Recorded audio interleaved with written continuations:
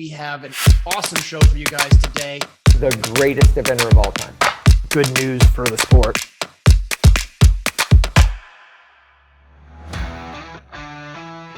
Welcome to the John and Rick Show, brought to you by Horse Trailer Pros. And make sure you guys are getting your trailers checked, getting your trailers serviced. If you're anywhere in the southeastern United States, Horse Trailer Pros is the place to go. They actually just rescued somebody who had some trailer issues here at my farm today. They showed up, took care of things. They were on it. Awesome.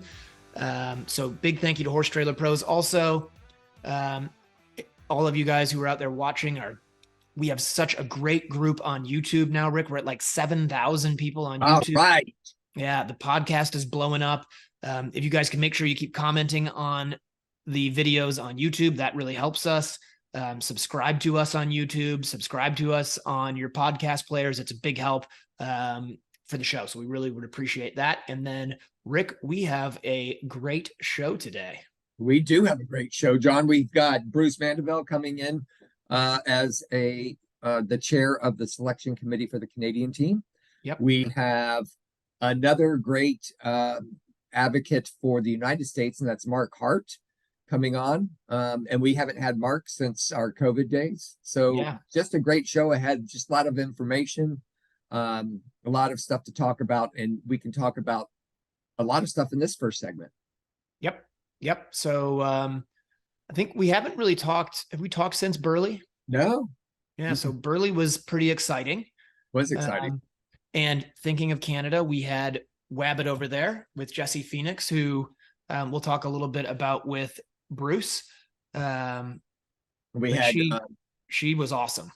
She tore it up. She looked great. A Wabbit, which I love that name. He's a horse that she's worked really hard on. And truly is a 5-star horse out there on the cross country. I know she's had some stuff on the dressage and the show jump that it worked out at Burley, and I think she finished 14th. If I'm not, I'm just pulling it all up right here. I know Boyd had top 2 with On Cue and Testerleg. We also had who else finished in the top 10? We had some. Well, so obviously Oliver Townend won it with Balmore Class, and what a horse! I mean, holy moly! Right. And we had David Dole there, who we talked a little bit about. And then, a guy who I really enjoy watching ride is Harry Mead. Like, he has a pretty unique style, but he's so forward and positive in his cross-country riding. Great. And a little shout out to David Doyle. I mean, that's a young guy that's coming up the ranks, and he did well. He finished on his dressage score, I think. Yeah. Yep. I know these things. Yep, he did. You're right. And then, so obviously then we get to the Americans, where you had Boyd on Testerleg and On Cue, which was 9th and 10th. And then Wabbit was actually 11th, and she was great. And like, we're going to get into a little bit in the next segment, but she didn't have a great prep run to go there. And where was that? Where was her prep run? I can't remember. Somewhere, but it wasn't good. She had trouble. It was not good. And then you had right after her, you had Jenny Seville. Oh, that's right. Good Jenny. Jenny Brannigan, who, as we knew her before she got married, on FE Lifestyle, which is awesome for her to do that. And then you had Will Faudrey on Mama's Magic Way, who put in just an awesome test. He had a 29.8. It was the test of that horse's career thus far. Yeah, I think he's been working really hard. In fact, I see Tammy Smith helping him a lot. I think they're pretty tight. They're pretty tight. And then actually somebody who came on the show previously was Porg McCarthy. So that was cool. And a shout out to our other person that was on the show, Miss Taylor. Yep. And Hardaway's daughter. Give me her first name. Grace. Thank you. Good job. Grace Taylor, who had an amazing dressage. She had a terrific cross country. I think that horse got a little puncture from a brush and popped up an infection and couldn't go to the jog. So I'm sure we're going to see her back out there. So really good for that. Then Blenheim ran, right? Yep. Blenheim, we had the world I know who won it. It was Yasmin. Yep. Yasmin Ingham. Yasmin won it. We had Joe finished in 21st, Joe Meyer from What an Iron Man, huh? I'm telling you. Oh, that You guy, know, he just goes and then goes no, again. well, and he had that fall at Ocala that scared all of us, and he, you know, Yep. bumped himself up, and his horse is already in England, and so went on. Hey, great news that I want to announce while you look up the rest of the results there at Blenheim, but um, we have a new four-star rider in our family. Yeah, I was gonna get into that. You guys had a great weekend at Tryon Well, International. we had some ups and downs, but Well, we the had some. downs, honestly, the downs were your videography. Well, that was really It was bad. terrible. We're not going to talk about that. But Elisa had a great run on Rincon Corsair. She finished ninth in the four short. Briggs By the went out way, and sorry, Yasmin did not win. oh, she didn't. Was it Ross No, Canner? I knew No, that that was wrong. It was Ross Canner. I just said Ross Canner. I thought you said Yasmin. Ross Canner. Sorry. No, I Anyway, did say Yasmin, and then I said Ross. okay. She wins everything. Yeah. Yeah. So Briggs did his first four short on Couture Hottie, our 14-2 hand young. Well, she's 10. She's done a lot of three stars, and we felt it was time to step up, and she was ready. John, she was ready. Yep. She bounded around Mark Phillips' course. I was like so impressed. She there was one combination. It was a big table to a corner. People were discussing three or four. I know Doug Payne held out for the four. Most everybody was kind of a bag on that one. That pony jumped that huge table and did the three and just bounded through the corner. It was amazing. So I'm super proud of him and proud of Elisa. Of course, then he took my horse one star and had like a slip into a jump, and he fell off in the one star. So, he got that done, and then Elisa had some ups and downs with her mares. But that's our sport, isn't it? Yeah, it Where is do you the read sport. I'm trying to find these flipping results, man. for Blenheim? Yeah, Let's go to a vending nation. I'm going. But I do know this. In the four short, we had Catherine Coleman on a new horse a young horse that everybody's really excited about. It was a chestnut. She finished in the four short, and then we had Hallie Kuhn over there on Cute Girl. Unfortunately, she was doing really well, had a great dressage score, and she fell at fence 7 on the cross country. I think she had a good show jump too. yep, So, I got the results here now if you want them. Yeah, go. So the four long, like we said, was Ross Canner. And then Yasmin was second. She just slipped behind on the show jumping day. I got you. Let me see who else here. Obviously, they're all Tom pretty McEwen. exciting. Tom McEwen, who, by the way, Tom, come on, man. I have tried to get him on this show. I've talked to him. He's like, yeah, I'll make, and then he doesn't come on. Come on, Tom. Come on, you can Tom. do this. We want you on the show. You want to come on. Let's do that. So we're going to get him. Out to Tom. Tom. Yeah. Tom, come on. But yeah, no, Blenheim was great. And I was, like I said, Harbin was just a warrior out there. I got to see some video of him on the cross country. And he looked super where I saw him go. It was a good competition, I think. Yeah, Blenheim's Elisa did Blenheim in 2015. It's a tough course. Yeah. I mean, it's not easy over there. It's a nice 4-star, maybe a little bit. It's big. It's big and fun. So yeah, we had a great time. We John, what have you been doing? You've been building something. Oh, that's right. Yeah. We're gonna release that now? Well, we're just gonna say you're building something. Well, I mean, I think we can talk about it. We can tease. Yeah, there's at some point soon we will not be on Zoom because the winter season approaches. Or in my guest house. Or in your guest house. We are gonna have a home studio for the John and Rick show. And it is presently under construction. We're very excited about it. And maybe the next show we can at least do like a little tour. Let's see. It won't take long. It's really short tour. It's a really just spin in a circle and the tour will be over. But yeah, no, that's exciting. We're gonna have we're gonna have a studio here shortly, right, which is pretty cool. Where do you go next? Go to Ocala and then Chattahoochee and then probably a rocking horse. I get to do the clinic for the American Tricaner Association.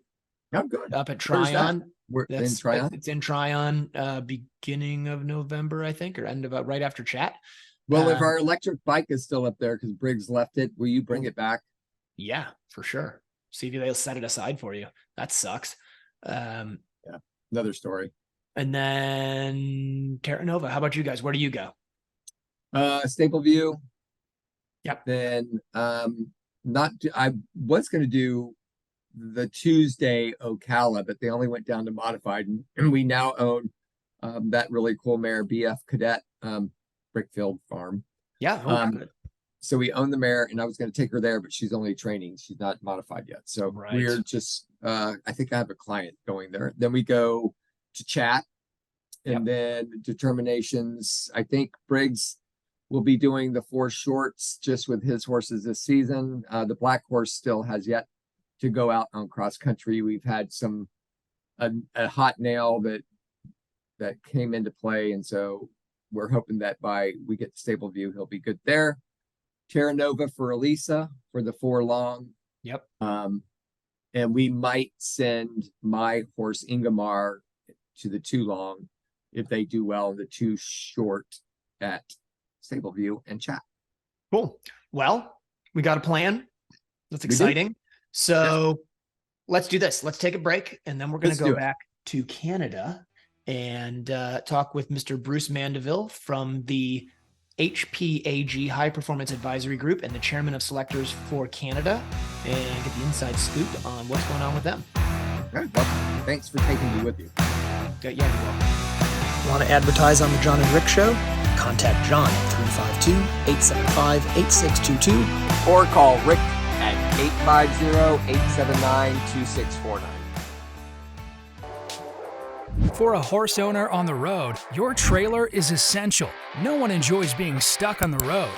At Horse Trailer Pros, we repair, renovate, and maintain all makes and models of horse trailers. We work directly with your insurance company or manufacturer for warranty repairs and insurance claims. Our state-of-the-art facility provides quick turnaround and friendly customer service. Considering a living quarter conversion? We do those too. Find comfort on the road with Horse Trailer Pros. Call or text 352-804-2131. HorseTrailerPros.com. Hey, it's John here. I just want to let you guys know I got back from schooling at Magnolia Sands Farm here in Ocala, Florida. Their cross-country field is perfectly suited for a first outing on a young horse or schooling your upper-level horse. Magnolia Sands offers over 110 jumps ranging from starter to intermediate, plus multiple banks, ditches, and waters. They're constantly updating their courses and have even added new ditches and a starter ditch wall. Conveniently located in Northeast Ocala, Magnolia Sands has made it easy for riders and trainers with online waivers, Venmo, and PayPal, and even offer a golf cart for guests. MagnoliaSandsFarm.com. EquiBrew, now available in the USA. It's a live probiotic that you feed daily to your horses. The live microbes go into your horse's gut and cleans up the gut wall, creating a healthy gut system. EquiBrew is an essential part of my feeding program. My horses love to eat it, and it does a really good job of promoting gut health and also good behavior and great performances. It's something I recommend for all of your horses, no matter what they do in their careers. It's so affordable, I can use it on all of my horses in the barn, not just my top horses. Order EquiBrew today by going to brickfieldnutrition.com or calling 850-879-2649. Welcome back to the John and Rick Show, brought to you by Horse Trailer Pros. This is our EquiBrew segment, and we are happy to have Bruce Mandeville from Canada joining us. Bruce, thanks for being with us. You are the chair of the selection committee for the eventing Canadian team, correct? That's correct. And you are also the high performance advisory group member. Yes. So that's kind of cool. So we're going to go through, Bruce, thanks for joining us. And I know Canada's getting ready to select their team for the Pan Am Games in Chile. It's an important one for you. I know, John, you know a lot about what's going on in Canada because you're married to a Canadian, but maybe you don't. I don't Not know. a clue. So Bruce, why don't you walk us through first? Tell everybody you are a very successful rider. We loved watching you ride your really cool mare. And Larissa. Larissa, why don't you tell us a little bit so people understand what you did and now what you're doing? So I rode for, I don't know, 20 years, I guess. I started riding advanced in 1989 unsuccessfully. And then I thought, okay, I should try this a little bit harder. And so I think 1993, I started riding another horse advanced. I think I've had about 10 advanced horses. And so I went to the World Championships in 94 in Den Haag. Oh, wow. And then I did 2 Pan American Games after that. And then I did the Sydney Olympics. And the Pan American Games I did were advanced. And then I did the Sydney Olympics and the 2002 World Championships in Jerez, and the Athens Olympics. Cool. That's quite an accomplishment. Two of each. 2 of each. So now what are you doing? What's going on with you up there, and how has this job taken form? I know it's been a struggle for Canada for the last several rotations. What's going on here? With my job with the high performance group. Yeah, the whole So how it got started, where you're Right. going, and how you're going to get through this. Yeah, I think Mike Winters was pretty much involved in trying to rekindle and restart the high performance of Canada. And he got me excited about it. So I joined, and I think he did that to quite a few other members of the committee. So a lot of that really has to go to Mike. He's the one who's really started to get everyone involved. And then Emily Gilbert, Greg Paul was actually involved in the beginning as well. And him and Emily co-chaired the high performance group.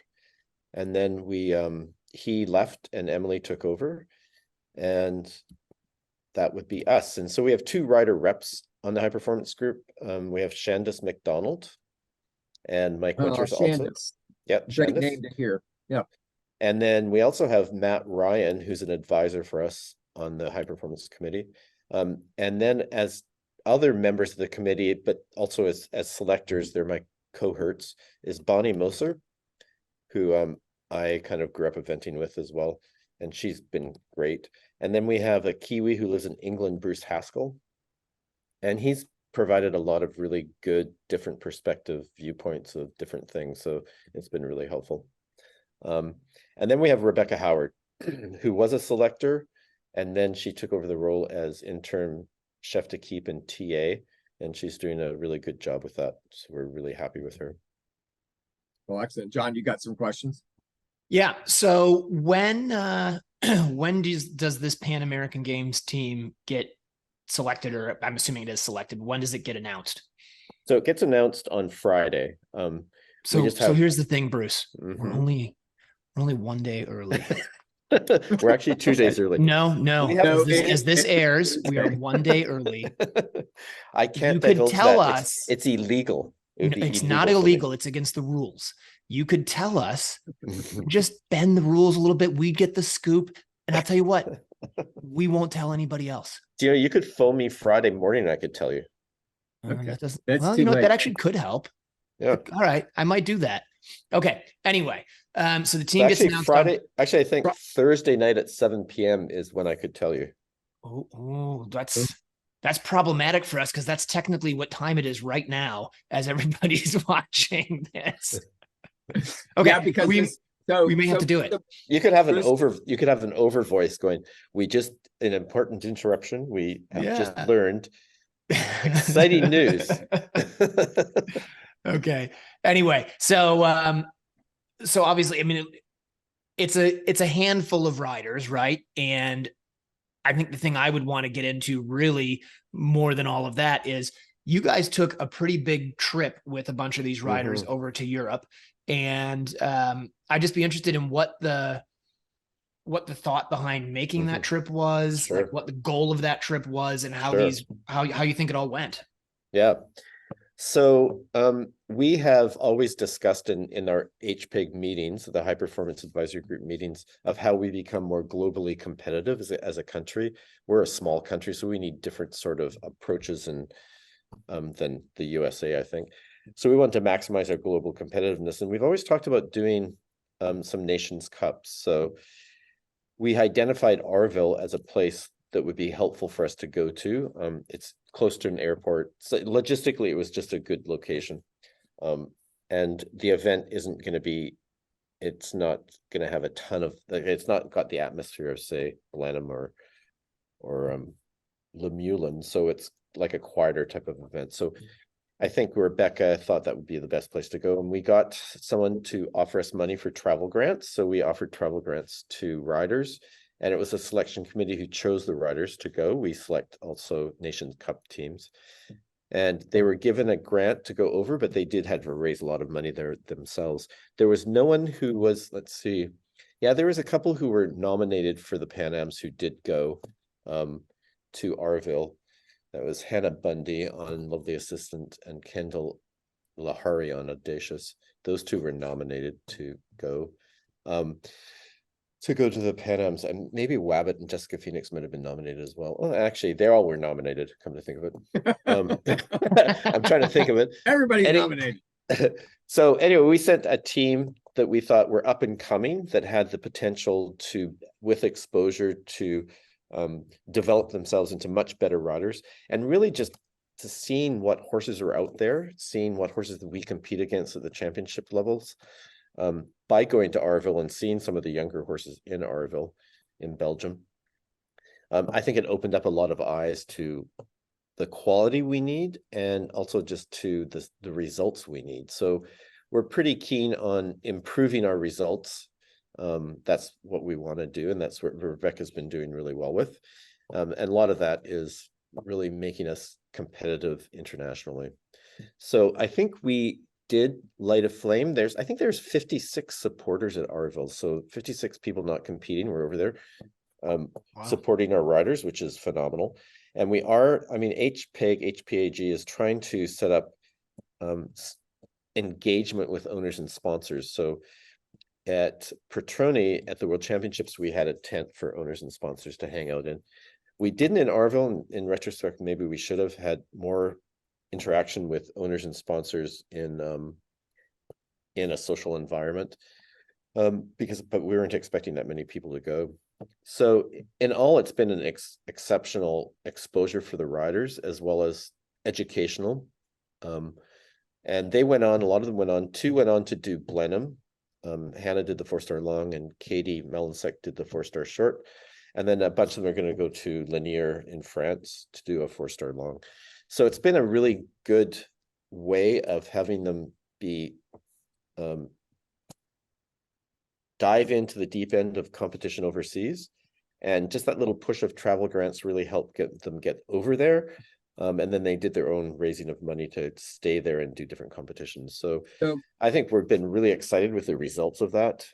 I mean, our results on paper don't look fantastic, but I think that it's going to pay dividends in the future. So you mentioned Blenheim for long and for short, and then but you didn't mention you had Wabbit at Burley. Oh, wow. Of course, we had Rabbit at Burley who did amazingly well. I mean, Jessica and him jammed up there. They did great. Yeah, I guess that's his sort of environment. He definitely shines in Wabbit. He's wheelhouse there. His wheelhouse. Yes, I think the 5-star cross country is what he excels at, probably. Yeah, definitely.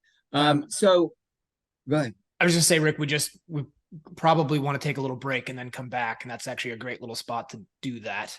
All right. Well, let's do that. And Bruce, we're going to come back. Equibrew, it's a great live probiotic. Order yours today. The horse's gut system really responds to the live microbes that go in and clean up the gut. You'll find a big difference in your horse's health all the way around. So Equibrew, it's for you. Oh, that's very catchy. Equibrew, now available in the USA.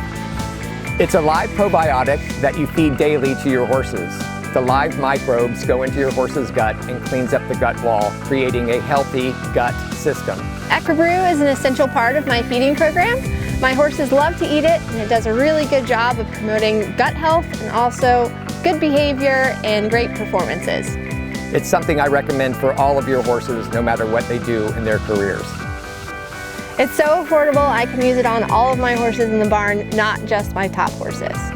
Order Equibrew today by going to brickfieldnutrition.com or calling 850-879-2649. Grant Showalter has over 15 years of equine bodywork and saddle fitting experience. His technique allows him to identify and alleviate tightness in muscles. He uses trigger point massage to release points of restriction. Grant has over a decade of experience fitting and adjusting a wide variety of saddles. His expertise in equine physiology, coupled with a thorough understanding of the importance of a properly fitted saddle, allows him to quickly identify and correct any balance issues.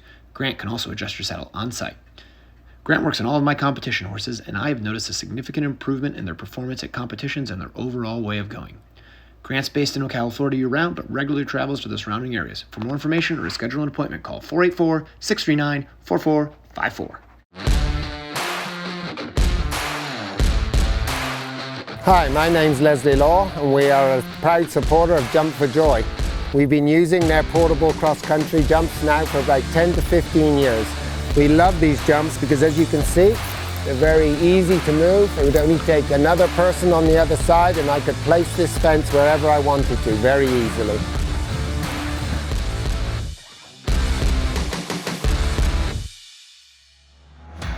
Welcome back to the John and Rick Show, brought to you by Horse Trailer Pros, and we are fortunate enough to still be joined here by Bruce Mandeville from Canada, not necessarily in Canada. So Bruce, we finished up that last segment. We were talking about actually Burley and Wabbit there, and that's going to be such a useful team for you. And I was so impressed because I think it's fair to say the first competition, she didn't go over there and nail it. She was, I'm sure, a little disappointed. And I'd say probably devastated. Actually. Yeah, it was bad, right? And Yeah, I it was honestly bad. was like, oh man, I bet she's bummed that they spent all that money and effort and time to go. But Jessie is a different kind of animal, and the nicest, sweetest person in the world, but also just a great competitor. And Definitely. I'm willing to bet she never doubted it in her heart for 1 second that she was going to go to Burley and she was going to be great because she's Jessie and she's optimistic and everything always works out for Jessie. So it was great, right? I mean, what were you thinking as she went there and sort of went through the weekend? Yeah, it was an amazing result. I mean, I watched it the whole way through, and she was great through there. I mean, cross country, I think she kicks herself for not going a little bit faster. She came out of the box a little bit, maybe not guns on fire, but she did a great job. It was a really impressive performance. Hey Bruce, so talking about your well of riders, John and I were actually talking about a list of riders. You actually are now starting to accumulate rider combinations that are looking good. Not that you didn't already have them, but they are, like, I know Kyle Carter, we got Carl on Hot Bobo. We have, even just recently, Tick Maynard has stepped up to the plate with his horse. And I can mention Dana Cook. on Katie Quattro. Jessie, Kendall Jessie, Lahari, Kendall Lahari, Mike Winter. Mike Winter. Yeah, it's pretty. Before we could have just said there's three, right? So that's kind of exciting for you, isn't it? Yeah, that's what we hope to do, is have some more depth to our choices in our team atmosphere, and to create a whole environment where people can find support and find camaraderie and get education and help with planning. And so we're trying to support our riders with more than just, hi, how are you doing? We're trying to really do a whole range of support things that we can do. We're even doing some sports science with them for nutrition. Of course, Rebecca's helping with the training of it. And then all the competitions we go to, these team competitions, really helps with the team atmosphere. That is really important. Sure. And to support each other, the riders supporting each other is really good. And that all filters down to under 25 and to the grassroots and to the excitement of the sport for us. So that is our objective, is to light a fire under the eventing in Canada and get people excited. I think that's awesome. You could start doing recruitment. You do have a couple of US riders here that could possibly cross over to the Canadian side. One's shaking his head no.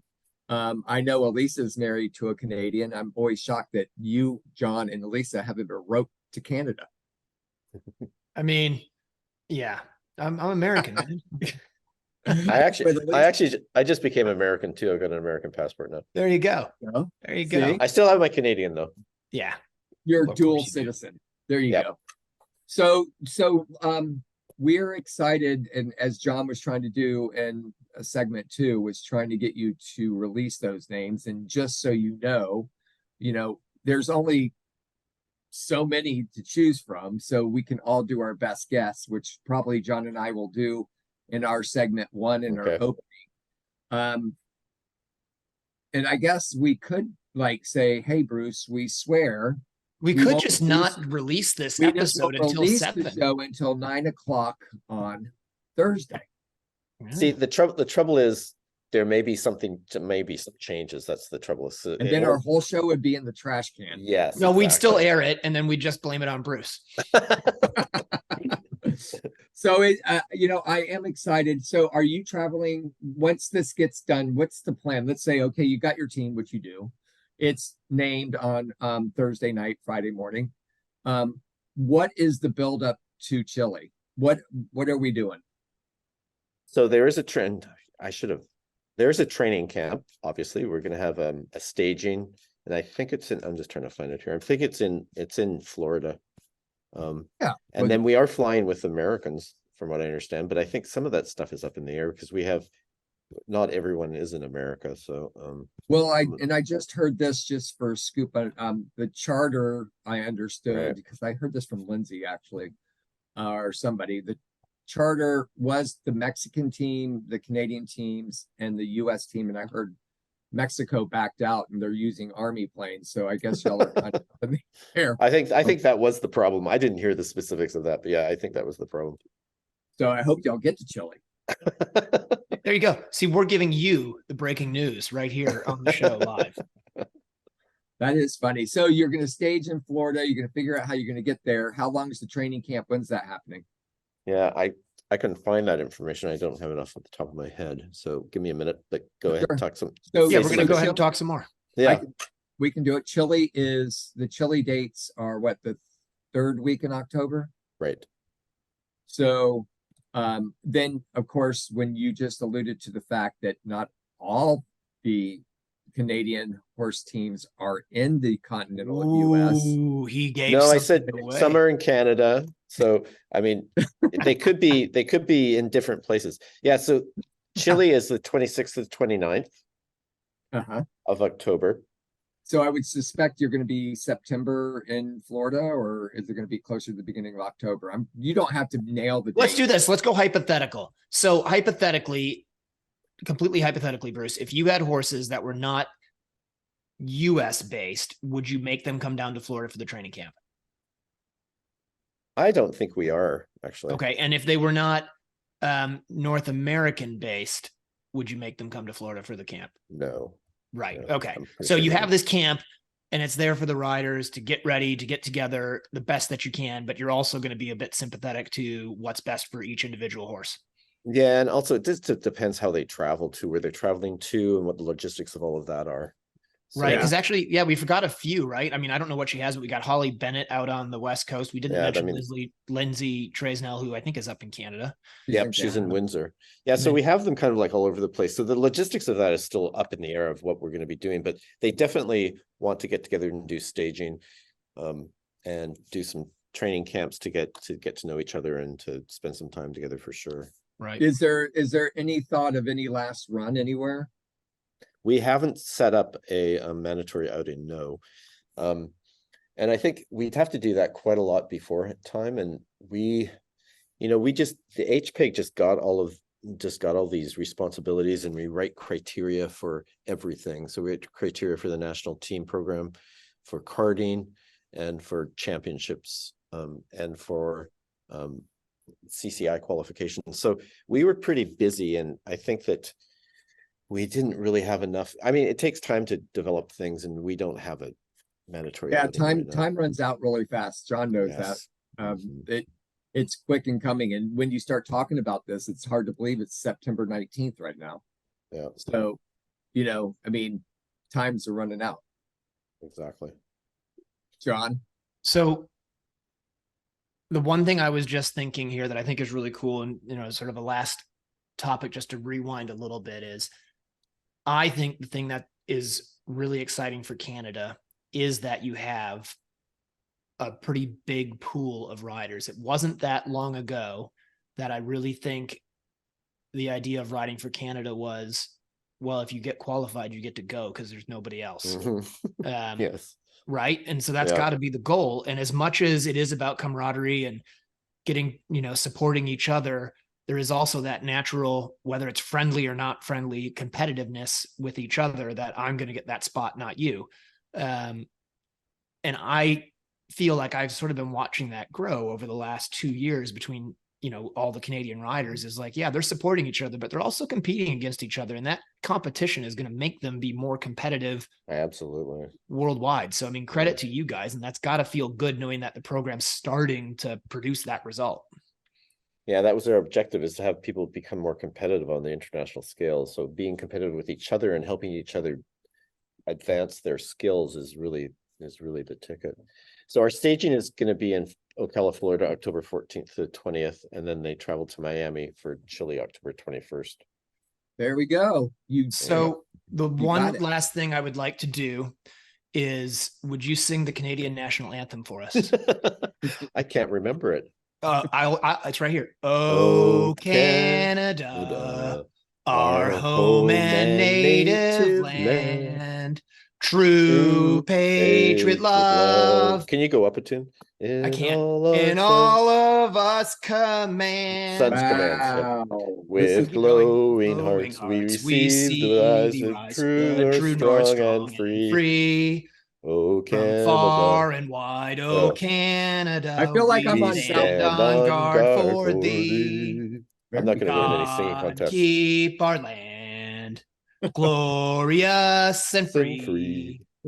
Oh, Canada, we stand on guard for thee. Okay, now in French.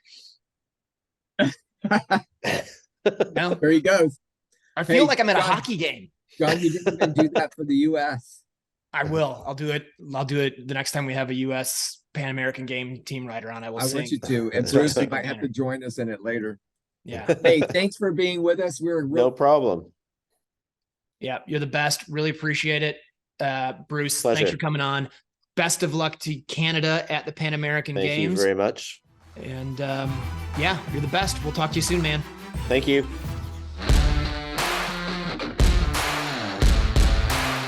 Jump for Joy fences are easy to move, lightweight, durable, and low maintenance. So we're out here on the cross country. We just finished over in the show jumping over the Jump for Joy fences. Had a great time schooling over them. They're really nice and easy to move, so we were able to adjust some things and really have the exact school that we needed thanks to the Jump for Joy fences. I love them. Order yours at jumpforjoyusa.com. Since 1950, Maison Forestier has been offering its know-how to design custom-made saddles for passionate riders. In 2016, Maison Forestier took a turn and expanded into the sports world with the goal of improving the performance of the rider-horse pair. You will find a professional, reactive, and fun team to answer your needs. And this is why I have chosen Forestier for all of my saddlery needs.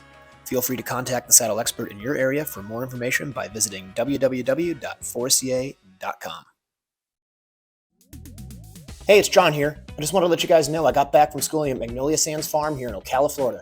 Their cross-country field is perfectly suited for a first outing on a young horse or schooling your upper-level horse. Magnolia Sands offers over 110 jumps ranging from starter to intermediate, plus multiple banks, ditches, and waters. They're constantly updating their courses and have even added new ditches and a starter ditch wall. Conveniently located in Northeast Ocala, Magnolia Sands has made it easy for riders and trainers with online waivers, Venmo, and PayPal, and even offer a golf cart for guests. MagnoliaSandsFarm.com. Welcome back to the John and Rick Show, brought to you by Horse Trailer Pros. We are now being joined by Mark Hart. Mark, you wear many hats out there. Thanks for joining John and I. Can you tell us what you're doing right now in the great sport of eventing? Well, that's kind of an interesting question there. Is kind of we all evolve in the sport as we go through it in the years. Because I think I've now been involved with eventing, specifically in equestrian, for over 25 years now. came in as an eventing dad and then took a lot of hats on now. There's two main roles that I have right now. One is with the USCF as I chair the Human and Equine Safety and Wellness Committee. So that took over from the USCF Safety Committee. So we kind of split into two different areas, the veterinary issue and the human issues, but we kind of interact with some there. So that was a new committee that started about 2.5 years ago. We're working a lot with the new concussion protocols that came out of the last concussion conference there. We're also expanding the medical resources that we have within the USCF, both with a high performance group for direct medical services and also with the membership at large, talking about different medical issues, whether it's concussions, safe sport, some of the other issues there. The other hat I wear currently is I chair the FEI medical committee, and I also sit on the FEI board. So that keeps me pretty busy, both in the medical stuff, but obviously if you sit on the board, you have to kind of be involved with all the different equestrian activities with the FEI. So that's been an interesting experience. I have to say, initially, I kind of thought it was going over to the dark side, because the FEI was this big black box that, was across the pond and we didn't deal with much. But I think my understanding of the organization's changed a lot, kind of being there, but the organization, I think, has changed drastically over the last 5 to 10 years. So it's been fun. I think you get to affect some changes, on a bigger international scale, which is really kind of nice. So my activities this summer with them is I was just at the equestrian venue in Versailles at the test event in August. So it's going to be an absolutely gorgeous venue that never will be replicated. It does come with challenges, though, because this is a public park, and it's also a World Heritage Site. So the restrictions are incredible. In fact, they can't even touch the ground until this month to start on the stadium or anything. There's new tracks that they're trying to grow turf for the cross-country course, and they had to get special permission to trim the branches so enough light could come in to grow the turf on the track. But everybody's been surprisingly cooperative. It's going really, really well, and it's just going to be a fantastic venue. It's just a lot of things that you can plan a year ahead of in other venues. This one, we're just going to have to imagine a lot of things, a lot of tabletop exercises, and really in the last couple months, do some scrambling to make sure everything's up to par. I think the competition venue for the horses is going to be amazing. I mean, there's some terrain, not a lot. Going along the canals, there's 2 pontoon bridges to cross the canals. That was in the press. We got to test one of them out in August, and literally you can drive a truck across it. You literally don't know it's a bridge, and the horses did not bat an eye. But it's going to be, beautiful venue. So that's kind of in a nutshell what I've been doing recently. Yeah, I mean, I see you like coming in and out, and you're like all over the place. I was really impressed with you. I saw you last at Great Meadows, and you had just landed from Paris, I believe, coming over there. So, thanks for all the things that you do. It's great to have you involved. We know you're a great voice for us here in the United States. And I think the last time, John, we had Mark on the phone was COVID. I think just the outburst of that, we all survived it. Here we are. We can actually say that word now and not be blanked out on social media, which is nice. But Mark, and John, you might have some questions, but you just said the FEI has changed in the last 5 to 10 years, as has our sport. And I know there's a lot of this social media things going on and what we do for the welfare of our horses, which we've always done. But what is the biggest challenge do you believe the FEI kind of going through the course of making good decisions on what everybody's seeing, but also those decisions not going the wrong way and affecting us negatively? Well, that's a good question that we've been struggling with. And there is some international variation, geographic variations. Social licensing, which is kind of been our buzzword for everybody for the last 2 to 3 years, but specifically in the last 2 years, is a much bigger concern for equestrian sports on the continent by far. Well, continent and now UK too. It's a much bigger risk for what we do with our horses, how we compete, and how we're kind of seen in the public. And unfortunately, all equestrian sports comes under the microscope, even those that are not FEI related. And that's kind of hard to kind of separate sometimes because everybody gets put together, whether it's horse racing stuff in the United States, whether it was the modern pentathlon that happened in Tokyo with that very unfortunate episode. Everybody just assumed that was an FEI discipline, which it wasn't.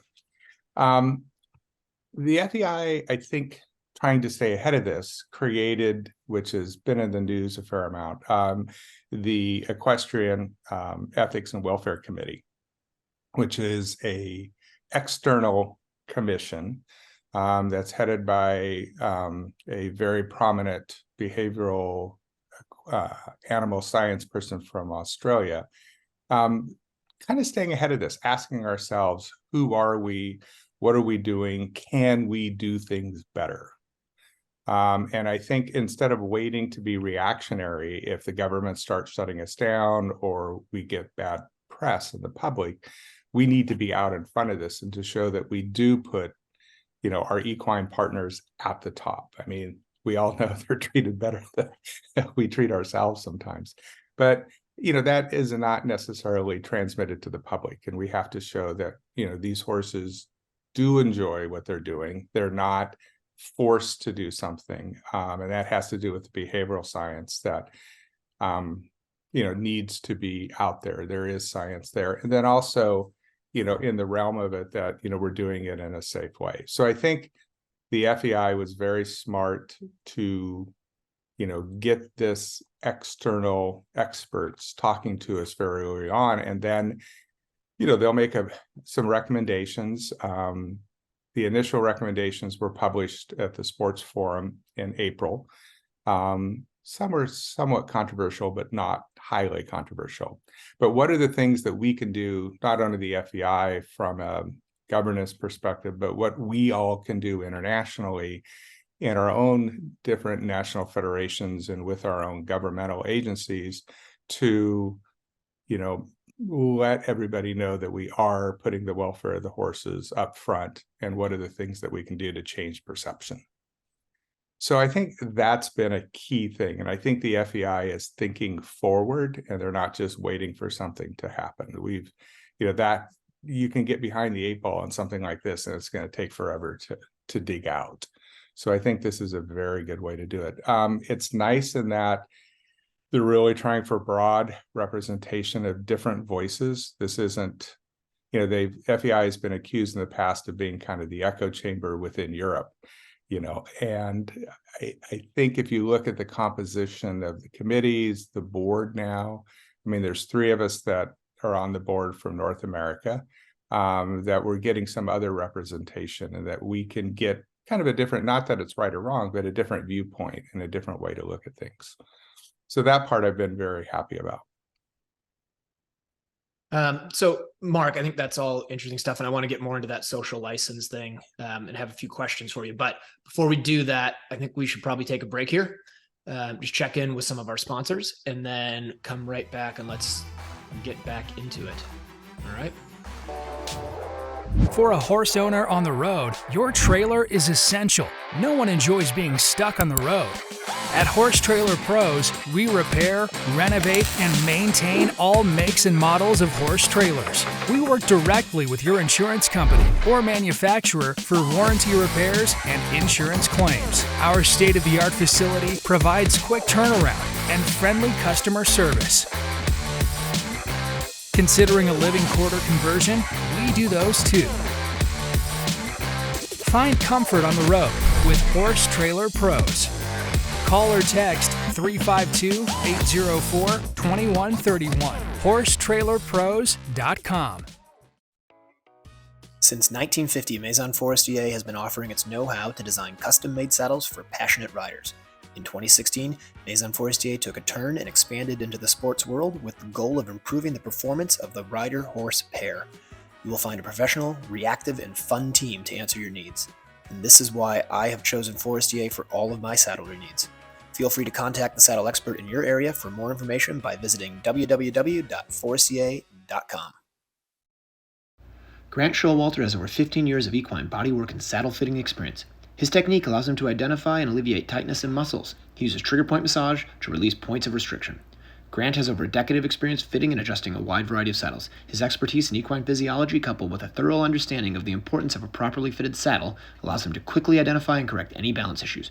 Grant can also adjust your saddle on site. Grant works on all of my competition horses, and I have noticed a significant improvement in their performance at competitions and their overall way of going. Grant's based in Ocala, Florida year-round, but regularly travels to the surrounding areas. For more information or to schedule an appointment, call 484-639-4454. Welcome back to the John and Rick Show, brought to you by Horse Trailer Pros. And before we get into this, just again, a huge thank you to Horse Trailer Pros. They've been a big supporter, well, the biggest supporter of this podcast and show from the very beginning. Can't thank Matt Taub enough. And if you guys are anywhere in the southeastern United States and you need something done to your trailer, some repairs, whether they're big things like complete remodels or minor little things, Horse Trailer Pros is the place to go. So check them out, reach out to them, let them know that you heard about it here on the John and Rick Show. So Mark, we were talking about social license, and obviously being on all of these committees, you have a lot of thoughts on it. You've heard a lot of different opinions on it. And one of the things that always strikes me is, the FEI, USEF, USEA, I think those groups do everything they can do, or are trying to do more, I guess, about putting out a good picture. And I think that's such a big part of it, right? Like, we've got to show these horses at home, getting looked after, sort of how great these horses are looked after in the good stories of the sport. But the problem is, it only takes one bad picture, right? It only takes one competitor pushing beyond where maybe it's fair, whether it's just a heat of the moment decision or something that's pervasive in that competitor. Really, it takes that one picture. And so what have you guys discussed that at all in the FEI, in any of these different groups? Like, how do you combat that when, it's kind of frustrating. We all, here at this show, myself personally, I know Rick and Briggs are really aware of it. Elisa Wallace does a great job. You try to put out this great picture of the sport and be truthful and be like, look, this is what makes these horses special. This is what makes us special. And then one person makes a mistake, and it seems like it sets us back years. So what's the answer to something like that? Well, that's a big question in society in general. I mean, you can only govern so much, you can only create laws so much. People can break laws, they can break policies. So I think, you have to strive to do the best that you can, knowing that it's not going to be perfect. But I think what the USEF is trying to do, more on a day-to-day basis there is, we need to change the culture around some of it. The biggest thing that we find, and just talking within the USEF, is people are afraid sometimes to call out bad behavior, whether it's you as a competitor, you as an official, you as an organizer, to somebody's doing something bad. For instance, with our committee, the Human and Equine Welfare Committee, we, try to look at, are there some practices that we can do to enhance the performance and the livability or the mental health of the horses too? And one of them that we just passed, if you looked in the rules, was having a quiet barn at night. If I made you stay up all night long and the person next to you was partying and the lights were on in your room and stuff, can you perform the next day? No. I mean, we all know that, it's been in there. So we passed a USEF rule, a competition, that for 6 hours a night, it has to be quiet time. I mean, if there's an emergency, yes, but you don't have braiders in there with the music blaring and all the lights on in a barn at 2 o'clock in the morning. I mean, that's not good animal welfare at all. People don't realize the highest cause of deaths, horse deaths at a competition is lunging. It isn't horses falling down. It isn't anything else. It's lunging. And because the USCF has a pretty robust review program, that every single horse accident or death is looked at under all the disciplines of the United States that the USCF is in charge of, including the breed shows. So what we're trying to do now is, I mean, we all know when somebody is abusing lunging, they take them out at 5 o'clock in the morning and the horses just look frazzled and they've been doing it for 2 or 3 hours. I mean, it's just, but the problem is people are letting them get away with that. And that's reflecting on all of us. Culturally, we should know that, if somebody's abusing a kid in a shopping center, we're going to stand up and say, hey, that's wrong. Even though we're not the police officer, we're not the school teacher or something. But we have a responsibility to the horses and to our sport in general to be involved in making this unacceptable behavior go away. And a lot of times it's just calling people on it, letting them know that, people are watching them. This is unacceptable. Part of that's going to be through education, which the USCF can do. And that's how I think we can, kind of push the bar, on the cultural kind of changes there. And, everybody's involved with this. Like you said, one bad apple. If we can reduce some of these along the way by, you as a senior competitor, either one of you going up to somebody and saying, hey, I really have a problem with this, or this is how it's looked on about other people. Is this really what you want to be doing? Those are the kind of interactions that can take place that is going to make some of those bad apples change their behavior. We can't make rules for everything. You can't have officials out everywhere, kind of enforcing it. That's kind of the last resort. We need ourselves to be out there working on these problems. Yeah, so maybe a long-winded answer. No, it's a great answer. It's a great answer. We actually, funny enough, just ran into this at the event I just was at a couple weeks ago, where we hit all the lights in the barn when we left at 8 o'clock. Nobody was around. And then one of the people who rides with me happened to wake up at 1:30, and they look out and all the lights are on, and they saw somebody come in about 8:45, turn on the lights, assume they would just turn them off.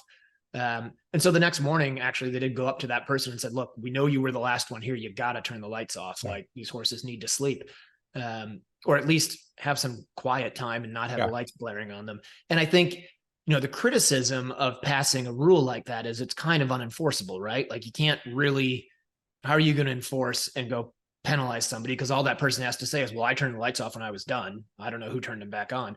But by passing it, you do then empower people to say, look, this is actually a rule. You can't leave the lights on. And I think it is helpful. So that's just one example for sure. But yeah, I think you're right. It is probably about the competitors self-policing themselves. Yeah. So, but, and again, us in the committees, we need to hear from people. We got a lot of feedback on the rules, and it was good feedback. So, surprisingly, the night rule we didn't get a whole lot of pushback. I think 5 years ago, people would have been screaming and everything, but really people understood why this was done. There was science behind it. They didn't. And to be honest, you don't need to be in the barn at 3 o'clock with your music blaring to, braid your horse. And if the horse needs to be braid and you want to make that personal decision, you need to move it away from the other horses to braid it. Yeah. Yeah, I mean, I agree with that on the light issue, and that's a USCF rule, correct? It is. It just got passed at the summer board meeting. Yeah, and we obviously, I don't see that a lot at eventing. I see it a lot at hunter jumper shows. Of course, you got multiple different disciplines going with braiding being done all night long. But I think that kind of opens the door a little bit when we're talking about horse welfare. And John and I have talked about this a lot. And it's our opinion, and if we could give it back to the FEI. And I understand when you're coming in for an FEI event, we've driven 12 hours, we have horses on a trailer, and this rule that we have to stop, take temperatures, pull the horses right out and jog them is not a horse welfare thing. It is a horse welfare issue. And how, Mark, can we go about making that? Didn't used to happen. I know the reasons why. We have reasons for contamination, different viruses that are going around, but we are now seeing a lot of struggles for horses arriving at these events that I think on the front side, if we're making all these welfare decisions, why are we making us do this when it's definitely a welfare issue for a horse?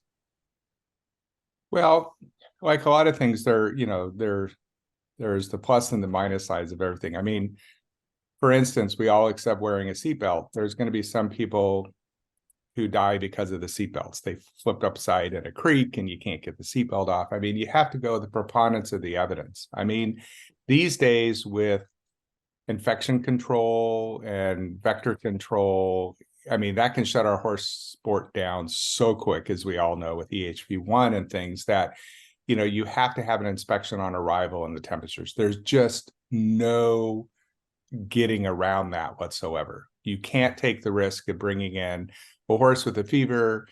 They didn't check it. All of a sudden they're in the stables. You got in at 9 o'clock at night, it's 9 the next morning and the vet comes by and all of a sudden, this horse has a temperature and it's just contaminated a bunch of other horses.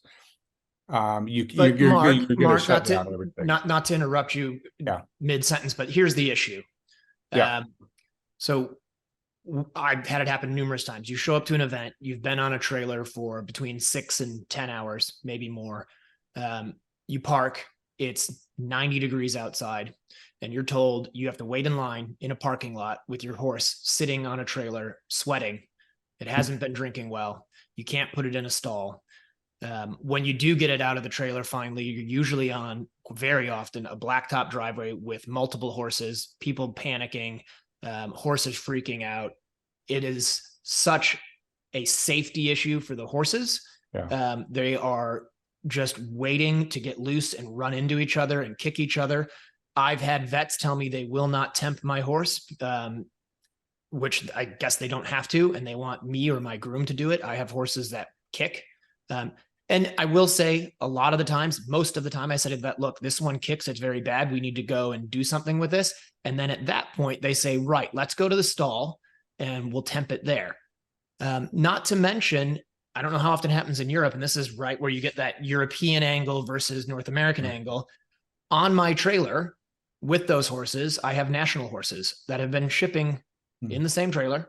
They get off the trailer, I dump them in a barn, and then take my FEI horses over to another barn. If one of my national horses is sick and I don't realize it at that point, they've been with my FEI horse. And now that FEI horse is getting sick during the competition and it's infecting this whole other barn. So I understand sort of the initial thought behind it, but in practice, it is not effective. It is dangerous. It is putting horses in danger, and it is definitely putting people in danger. And I think it's a huge problem. Okay. Well, I'll be the first to admit that this is not my area of expertise, but I think the best way to approach this, and I'm glad you brought it up because we have that veterinary component of our committee.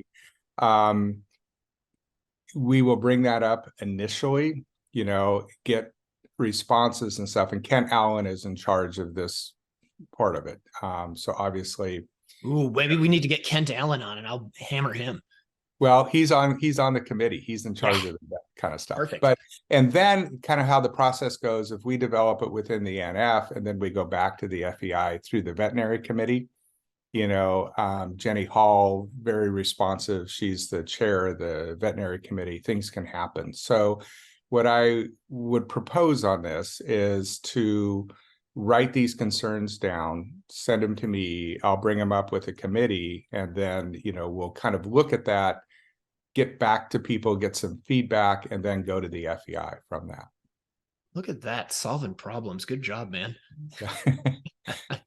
Sometimes it's just knowing the process. Yeah. Yeah. No, and I appreciate it. And certainly it's just been something we as competitors have talked about a lot. And there's got to be some kind of a solution there.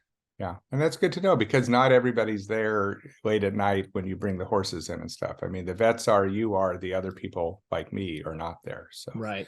That's good to know. Yeah, cool. Well, and I appreciate that. Yeah, no, and I appreciate you listening. We both really appreciate you coming on. I know it's early out there in California and you're trying to get off to work to go save lives. So we truly appreciate your time.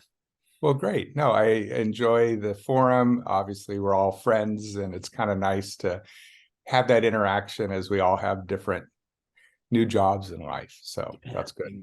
Exactly. Yeah. Listen, Mark, thank you so much. Thank you for coming on. Thanks to everybody for watching. Make sure, as always, guys, you check us out on YouTube, on all your major podcast players. Give us a review. Make sure you comment on the show. That's how we can go out and get more sponsors so we can get you guys more great content like Dr. Mark Hart here on the show. And we will catch you guys on the next one. Thanks, guys. We have an awesome show for you guys today. The greatest eventer of all time. Good news for the sport.